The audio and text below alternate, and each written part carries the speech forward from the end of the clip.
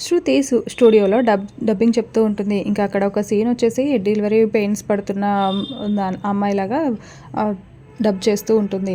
ఇంకా అలా డబ్బింగ్ చేస్తూ తనలాగా అరుస్తూ తను చాలా ఎమోషనల్ అయిపోయి, అమ్మో! డెలివరీ అంటే ఇంత కష్టంగా ఉంటుందా అని చెప్పి అదే ఆలోచిస్తూ చాలా మూడ్ ఆఫ్‌లో ఇంటికి వెళ్తుంది. ఇంకా రోహిణి శృతిని చూసి, ఏంటి శృతి ఎందుకు అలా ఉన్నావు అని చెప్పి అడుగుతూ ఉంటుంది. అప్పుడే మీనా కూడా అక్కడికి వస్తుంది.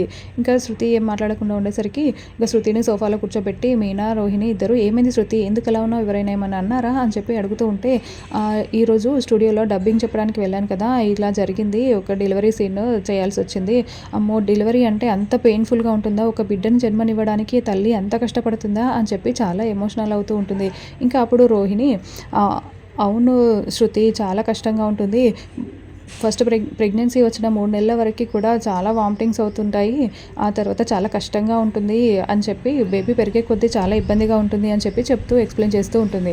ఇంకా శృతి, మీనా ఇద్దరు చాలా షాకింగ్‌గా, ఏంటి రోహిణి నువ్వేదో కన్నట్టుగా అలా చెప్తున్నావు, నీకెలా తెలుసు ఇవన్నీ అని చెప్పి చాలా షాకింగ్‌గా అడుగుతూ ఉంటారు.